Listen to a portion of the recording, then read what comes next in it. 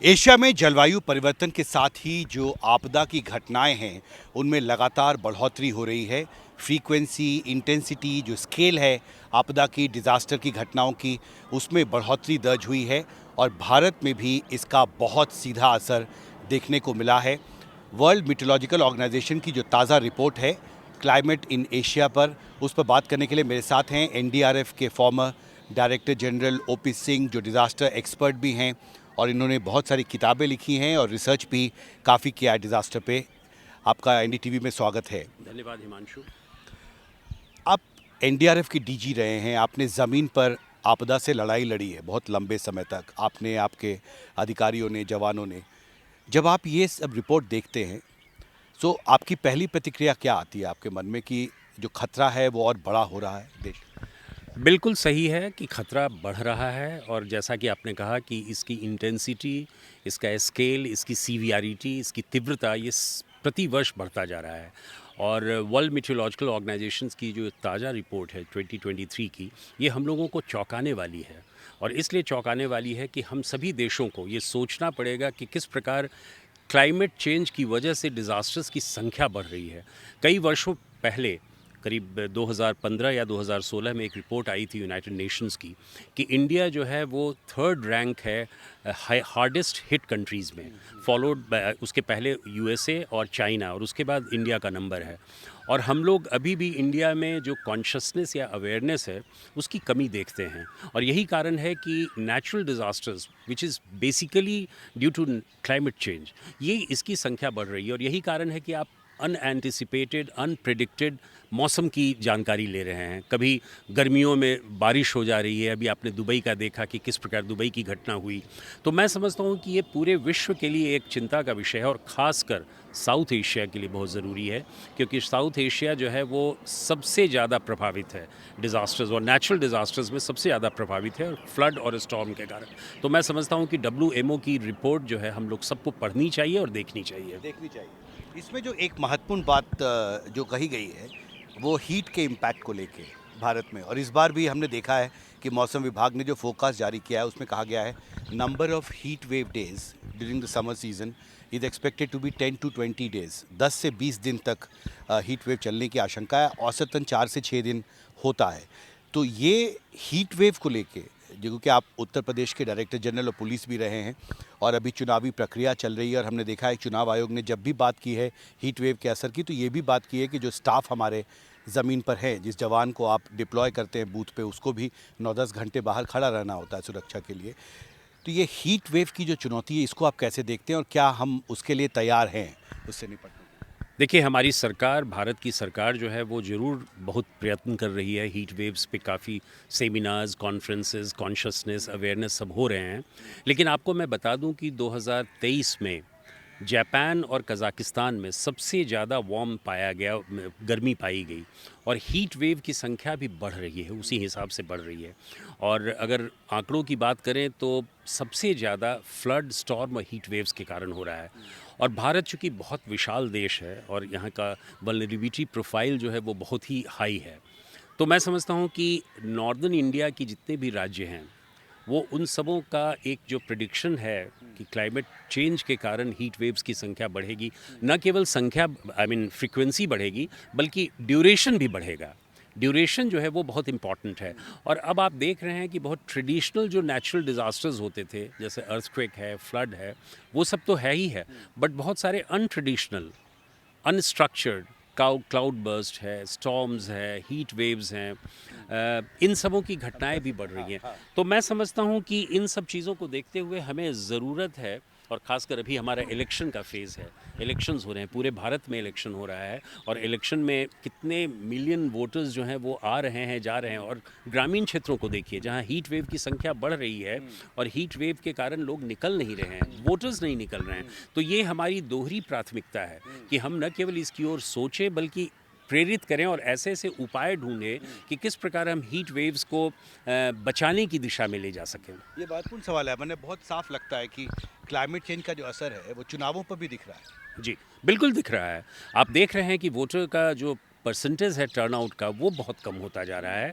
और 2019 में अब आप कह सकते हैं कि 2019 में भी इसी प्रकार का मौसम था, लेकिन अगर आप टेम्परेचर देखें तो 2019 की जगह 2024 में टेम्परेचर की संख्या बढ़ी है। आई मीन इसका हाई टेम्परेचर है। तो इसके कारण आप देख रहे हैं कि नॉर्थ ईस्ट के इलाकों में या उत्तर प्रदेश में कई जगहों पर लोग निकल नहीं रहे हैं। और माननीय प्रधानमंत्री जी ने ये कहा भी कि पहले वोट और तब कुछ और करें, लेकिन सुबह के वक्त भी 12 बजे 1 बजे तक लोग नहीं आ रहे हैं और शाम के वक्त ही थोड़ी बहुत जो वोटर की संख्या बढ़ रही है। तो ये हम समझते हैं कि नेचुरल डिज़ास्टर्स जो है, क्लाइमेटिक चेंजेस के कारण इस प्रकार का जो हीट वेव्स है और इस तरह है, उसका बहुत बड़ा कारण है। अब दूसरा सवाल ये उठता है कि एक तरफ हमें ग्लोबल वार्मिंग से लड़ाई लड़नी है, दूसरी तरफ जो इंफ्रास्ट्रक्चर है, जब आपदा आती है तो हम उससे कैसे निपटें, क्योंकि डिज़ास्टर का जैसे आपको पता, आप तो विशेषज्ञ हैं, प्री डिज़ास्टर, डिज़ास्टर और post disaster phase. Disaster phase की अगर आप बात करें, क्योंकि ये एक रियलिटी बन चुका है, ज़मीन पर जो इंफ्रास्ट्रक्चर है, जैसे चमोली की जब घटना हुई थी तो पार्लियामेंट्री स्टैंडिंग कमेटी ने रिपोर्ट में कहा कि जवान एनडीआरएफ के उनको स्पॉट पर पहुंचने में, डिज़ास्टर जोन में पहुंचने में काफ़ी वक्त लगा, क्योंकि उन्होंने कहा हमें गाड़ी से वहां जाना पड़ा। तो सवाल उठा कि उनके पास अपनी फ्लीट क्यों नहीं है हेलीकॉप्टर्स की, एनडीआरएफ के पास आज भी नहीं है वो फ्लीट। तो इंफ्रास्ट्रक्चर कैसे हम उसको स्केल अप करें डिज़ास्टर से निपटने के लिए, ये एक सवाल है। और कौन कौन से पहलू हैं जहाँ पर आपको लगता है कि इस बीफ अप करने के दौरान सरकार को विशेष ध्यान देना होगा? देखिए हिमांशु, ये बात तो सच है कि पिछले 10 वर्षों में हम लोगों ने डिज़ास्टर रिस्क गवर्नेंस में काफ़ी ध्यान दिया है और हम लोगों ने मल्टीपल स्ट्रैटेजी लाए हैं। हम लोगों ने इंस्टीट्यूशंस को, पॉलिसीज़ को, लेजिस्लेशंस को काफ़ी वो किया है। हमारा रिस्क असेसमेंट और आइडेंटिफिकेशन है वो बढ़िया हुआ है। अर्ली वार्निंग सिस्टम हमारा बढ़िया हुआ है। हमारी कैपेसिटी बिल्डिंग के प्रोग्राम्स बहुत एक्सटेंसिव हुए हैं। लेकिन फैक्ट ये भी है कि इस तरह के नेचुरल डिज़ास्टर्स, पर्टिकुलरली जो क्लाइमेट चेंज के कारण हो रहे हैं, उनकी भी संख्या बढ़ी है। तो ज़रूरत है कि डिज़ास्टर रिस्क रिडक्शन की जो हम बात करते हैं, और पूरे भारत में हम इसकी बात करते हैं, न केवल पूरे भारत में बल्कि पूरे विश्व में इसकी बात करते हैं, और हमें पूरे साइकिल को देखना पड़ेगा। प्रिवेंशन से मिटिगेशन से रिस्पॉन्स से रिलीफ, रिहैबिलिटेशंस, एवरीथिंग को देखना पड़ेगा। लेकिन so far as the response is concern, उसमें इंस्टीट्यूशनल स्ट्रेंथ को बढ़ाने की आवश्यकता है। हमें कैपेसिटी बिल्डिंग को और बढ़ाने की आवश्यकता है। हमारा वॉलंटियरिज्म जो है वो बढ़िया होना चाहिए। हमारे इंफ्रास्ट्रक्चर्स बहुत अच्छे होने चाहिए। हमारा टाइम बाउंड रिस्पॉन्स होना चाहिए। हमारा मिशन ओरिएंटेड होना चाहिए। हमारा टेरेन स्पेसिफिक होना चाहिए। ये सारी चीज़ों को जब तक हम नहीं देखेंगे तब तक हम रिस्पॉन्स को प्रोफेशनलाइज नहीं कर सकते हैं। तो ये ज़रूरत है इंडिया में कैपेसिटी बिल्डिंग को बढ़ाने की, लेगिस्लेशंस और पॉलिसीज़ को और भी ज़्यादा सुदृढ़ करने की। वैसे एक बहुत खुशी की बात है कि हमारे देश में जो हमारा पॉपुलेशन है उसका स्ट्रेंथ है कि वो बहुत रिजिलियंस है, बहुत ही रिसोर्सफुल है। ये बहुत बड़ी चीज़ है। लेकिन फिर भी ज़रूरत है कि हम रोल क्लैरिटी को, कॉन्शसनेस के लेवल को बढ़ाएं। और यही World Meteorological Organization, United Nations ने भी यही कहा है कि हमारे चैलेंजेस यही हैं कि किस प्रकार हम इन सब चीज़ों को आगे करें, एक्सेलरेट करें। जिस प्रकार हमारा क्लाइमेट चेंज एक्सेलरेट हो रहा है, उसी तरह हमारा रिस्पॉन्स और मिटिगेशंस का भी एक्सेलरेटेड होना चाहिए। जिक्र करूंगा, मैं यूएन सेक्रेटरी जनरल से मिला था जब वो G20 समिट में आए थे। जी। तो मैंने उन्हें कहा था कि आपका अगर कोई एक कोट मैंने अपने रिसर्च में सबसे ज़्यादा यूज़ किया है तो वो ये है कि climate change is running much faster than we are. ये एक फेवरेट कोट है यूएन बिल्कुल, सेक्रेटरी बिल्कुल जनरल है। का। वो बार बार इस इशू को फ्लैग कर रहे हैं कि सस्टेनेबल डेवलपमेंट गोल्स का इम्प्लीमेंटेशन का सवाल हो, पेरिस क्लाइमेट एकॉर्ड को इम्प्लीमेंट करने का सवाल हो, दुनिया जो है वो अपने टारगेट से बहुत पीछे चल रही है। और 2023 वर्ल्ड मीटरोलॉजिकल ऑर्गेनाइजेशन, नासा, सब ने कहा है कि it was the hottest year on earth on record. यानी जब से मौसम के आंकड़े जमा इकट्ठा करने शुरू हुए 100-125 साल पहले, इतना ज़्यादा औसत तापमान किसी एक साल में नहीं हुआ था। तो अब मेरा सवाल उठता है कि इसका एक असर ग्लेशियर्स पे भी हो रहा है। नाउ वर्ल्ड मीटरोलॉजिकल ऑर्गेनाइजेशन ने कहा है कि भारत में जो एक घटना हुई थी सिक्किम में, जी। जहाँ पर एक ग्लेशियर के रिट्रीट होने से, टूटने से एक बड़ा हादसा हुआ था और तीस्ता पावर प्लांट पूरी तरह तबाह हो गया था, सैकड़ों लोग मारे गए थे। हिमालय में ग्लेशियर्स के पिघलने की जो प्रक्रिया है वो तेज़ हो रही है। ये बात संसदीय समिति ने भी एक रिपोर्ट में कहा है, और ये भी कहा है कि उनकी हम मॉनिटरिंग अच्छे से नहीं कर रहे अपने ग्लेशियर्स की। तो आपको लगता है कि जो स्केल अप और कैपेसिटी बिल्डिंग की आप बात कर रहे थे, उसमें सबसे पहले तो आपको ये भी मॉनिटर करना होगा कि क्लाइमेट चेंज का कितना बड़ा असर ग्लेशियर में हो रहा है, और क्या हमें इसकी जानकारी है कि कोई ग्लेशियर कहीं टूटने वाला है, तो क्या हम समय पर उसका पता लगा सकते हैं? देखिए, बात सही है आपने कहा, ये तो विशेषज्ञ ही बता पाएँगे कि ग्लोफ का जो वो है, उसमें वो कितना वो हैं और उनको किस प्रकार हम टैकल कर रहे हैं। लेकिन जहाँ तक हमारी तैयारी की बात है, हमें इसमें बहुत सजग रहने की आवश्यकता है। आपने सिक्किम का ज़िक्र किया। एक बार आपको याद होगा जब मैं एनडीआरएफ का चीफ़ था तो जम्मू एंड कश्मीर में एक जगह पे इस तरह की घटना आई थी, ग्लेशियर से ही रिलेटेड थी, जिसमें हम लोगों ने 8-10 दिनों तक काम किया था। ऑफ कोर्स एनडीआरएफ उसमें कोई विशेष रोल नहीं था उसका, लेकिन साइंटिस्ट वगैरह पूरे गाँव का गाँव जो है डूबने की कगार पे था। तो इस तरह जो है इस प्रकार की घटना ग्लेशियर्स पे और ख़ासकर हिमालयन रेंज पे, और हमारा हमारा कंट्री तो हमारा देश तो बहुत इसमें वल्नरेबल है। तो मैं समझता हूँ इसमें और अधिक सजगता और तैयारी करने की आवश्यकता है, और विशेषज्ञों को ये इस ओर ध्यान देने की ज़रूरत है कि किस प्रकार हम इन घटनाओं को रोकें और हमारा कितना फास्टर रिस्पॉन्स हो। रिस्पॉन्स में अगर हम कैसे इवैक्यूएट करें, हम कैसे उनको प्रिवेंट करने की दशा में काम करें, हम किस प्रकार क्लाइमेट इंड्यूस्ड फैक्टर्स को भी कम करें, ये भी बहुत ज़रूरी है। ये ज़रूरी है कि टेम्परेचर बढ़ रहा है, प्रेसिपिटेशन लो हो रहा है, तो हम इसको कैसे रोकने की करें, और जितने भी डीआरआर के हमारे स्ट्रैटेजीज़ हैं, मेथड्स हैं, उनको हमको अमल लाने की ज़रूरत है। इसके लिए ज़रूरत है कि हम साउंड पॉलिसीज़ जितने भी हमारे बने हैं उनका हम फास्टर इम्प्लीमेंटेशन करें। अगर हम इम्प्लीमेंटेशन नहीं करेंगे तो हमारी दशा भी अन्य देशों की तरह होगी। और एक सबसे महत्वपूर्ण चीज़ क्या है कि जब हम डिज़ास्टर रिस्क रिडक्शन या क्लिमेटिक चेंज की बात करते हैं, तो हमें एक बहुत ही इस चीज़ को ध्यान में रखना पड़ेगा कि हमारे जितने भी ट्रांसनेशनल इम्पैक्ट हैं, they are much more impactful than the national boundaries. You don't have to confine to your country alone. In fact, the whole of world, and more so specifically we come from South Asia.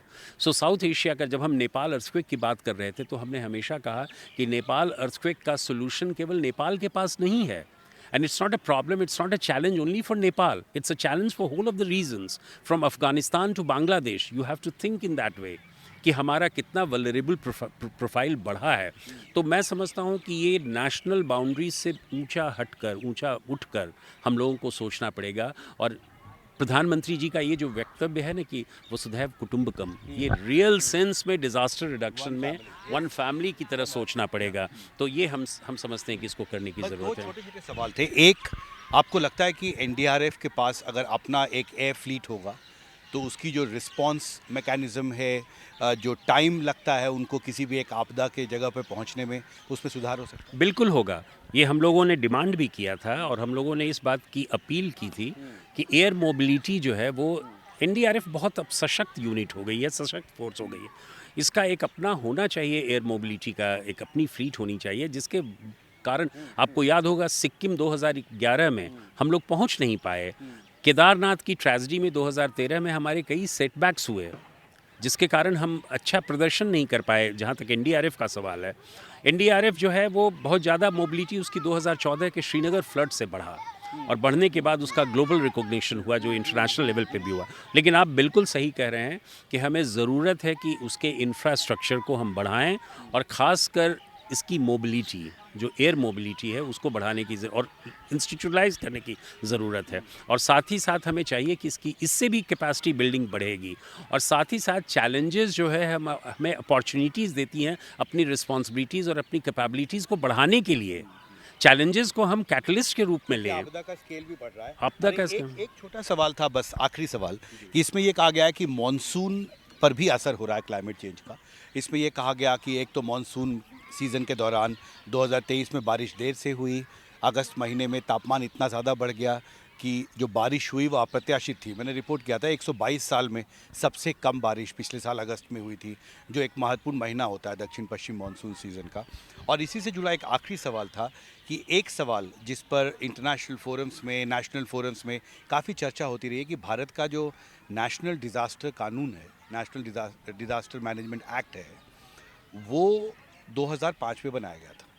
अब करीब 19 साल हो चुके हैं, और बहुत सारे ये इश्यूज़ जो आपने भी फ्लैग किया है, मैं देख रहा था उसमें क्लाइमेट चेंज शब्द नहीं है, कंपनसेशन का कोई प्रावधान नहीं है, सस्टेनेबिलिटी जैसा, सस्टेनेबल डेवलपमेंट जैसा कोई शब्द उसमें नहीं है। तो क्योंकि नुकसान न सिर्फ इंसान को हो रहा है बल्कि इंफ्रास्ट्रक्चर का नुकसान बहुत ज़्यादा। पावर प्रोजेक्ट्स को आप देखिए, चमोली में, सिक्किम की में जो ग्लेशियर बर्स्ट हुआ उसमें infrastructure losses are running into billions of dollars. बहुत सारे इंटरनेशनल स्टडी में कहा गया कि अंतर्राष्ट्रीय स्तर पे तो नुकसान ट्रिलियंस ऑफ डॉलर्स में हो रहा है क्लाइमेट चेंज की वजह से। आपको लगता है कि अब समय आ गया है कि नए सिरे से जो कुछ भी अनुभव रहा है पिछले कुछ साल में जलवायु परिवर्तन को लेके, हमारे जो डिज़ास्टर मैनेजमेंट एक्ट है उसको नए सिरे से एक बार रिविजिट किया जाए और उसमें उसको अमेंड करना ज़रूरी होगा? बिल्कुल सही कहा आपने हिमांशु। इस बात की आवश्यकता है कि जिस प्रकार हम आईटी एक्ट को बदलने की कोशिश कर रहे हैं, बिकॉज़ साइबर क्राइम्स बढ़ रहे हैं। साइबर क्राइम जो है ट्रेडिशनल क्राइम नहीं था। हम लोग पहले चोरी, डकैती, लूट पे ही ध्यान देते थे। साइबर क्राइम बढ़ा, जिस तरह आईटी का डिजिटाइज्ड वर्ल्ड हुआ, तो उसी प्रकार डिज़ास्टर में भी जिस तरह डिज़ास्टर की सीवियरिटी, जिस तरह डिज़ास्टर की तीव्रता बढ़ रही है, ज़रूरत है कि हम उन सभी चीज़ों को डिज़ास्टर एक्ट में समावेशित करें। और उसको समावेशित करने के लिए ज़रूरी है कि हम डिज़ास्टर के लॉज़ हैं या डिज़ास्टर मैनेजमेंट एक्ट जो हमारा 2005 का है, जो काफ़ी लेट हमारे यहाँ हुआ, लेकिन अब 19 साल हो गए। और आप सोचिए कि डिज़ास्टर मैनेजमेंट एक्ट का सही रूप से हम लोगों ने प्रयोग कोविड के समय में किया। तो ये ज़रूरी है कि हम उसको रीविज़िट करें। और बहुत से ऐसे अंग हैं, जैसे मैं आपको बताऊं कि कंपनसेशन की बात है। कॉन्शसनेस जब बढ़ेगा, डिज़ास्टर की संख्या और तीव्रता बढ़ेगी, तो नेचुरल है कि ह्यूमन लाइफ एंड प्रॉपर्टी की लॉस होगी। और उस लॉस में लोग लिटिगेशन में जाएंगे, लोग कहेंगे कि हमें कंपनसेट कीजिए। उस कंपनसेशन की क्या चीज़ होगी, क्या उसका मैकेनिज़्म क्या होगा, नेचर क्या होगा। आप सोचिए कि म्यूनिक री इंश्योरेंस ने भी कहा कि हम जो इंश्योरेंस कर रहे हैं वो केवल 47% है, रेस्ट हम नहीं कर पा रहे हैं। तो दैट मीन्स की आवश्यकता है न केवल इंश्योरेंस की, और इंश्योरेंस रिलेटेड जितने भी फील्ड्स हैं उसको हम कल्चर डेवलप करना होगा।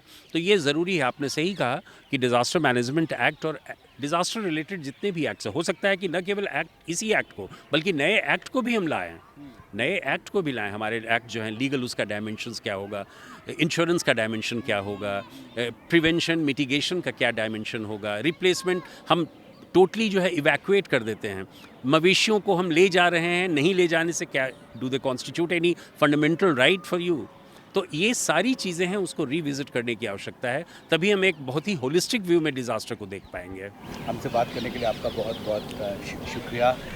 तो जाहिर है जलवायु परिवर्तन की वजह से जो आपदा है उनकी फ्रीक्वेंसी, इंटेंसिटी, स्केल यानी उनका दायरा लगातार बढ़ता जा रहा है और इसके साथ ही इससे निपटने की चुनौती भी। दिल्ली से कानन पात्रा के साथ हिमांशु शेखर, एनडीटीवी इंडिया।